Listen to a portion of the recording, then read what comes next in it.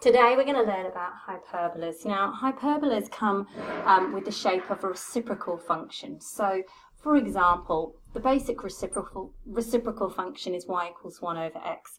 Where if I was to graph that function, and just draw that up on an x and y axes, what we find is we have a curve here that's very, very, very close to the x and y axis, but it never touches. And another curve here. Again, very, very close, gets very, very, very close to the x and y axis, but never touches. In actual fact, if I keep substituting a number in for x, so let's pick a number, let's pick 2. If I put 1 over 2 into there, so 2 in for x, that gives me 0.5, not 0. Let's keep going.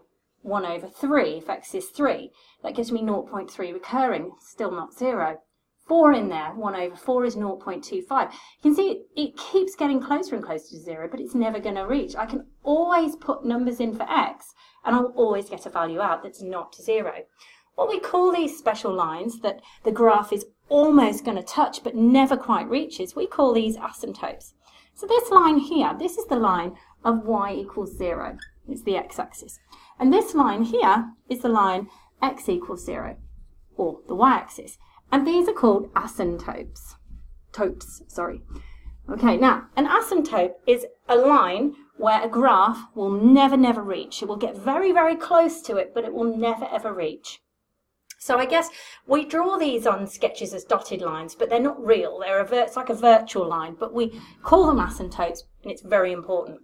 Now, let's keep looking at general forms of reciprocal graphs. Let's look at where the number at the top is a variable that can change, a over x. Now, let's have a look at what happens when a is greater than 1, first of all. When a is greater than 1, so it's currently 1, we can see this is the shape that it forms. When a is greater than 1, what happens is these curves, the hyperbola themselves, get further and further away from the asymptotes. So I wonder if you can see the different colour. If I use a different colour, this would be like the graph of 2 over x, for example. Let's finish that off. So it's just further and further away, not as curved, but just further away from those asymptotes. Oh, sorry, I said a is greater than 1 and I wrote 0. Apologies, guys. Let's start again. There we go. Now, let's try looking at when a is less than 1, but still greater than 0. So let me write that down. There we go. Now, when it's between this number, so a is less than 1 but greater than 0, what happens is the hyperbola themselves get closer and closer to the asymptotes. So the curve's just much closer to the asymptotes. And finally, the last one to look at is what happens when a is negative, or we have a function where it's y equals negative a over x.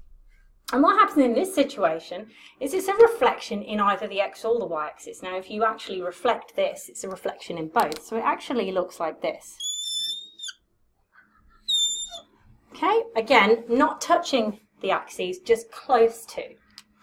And that is everything you need to know about hyperbolas and how they look on the graph. Please do check out GeoGebra and start putting in different values for a to see if you can see this relationship occurring.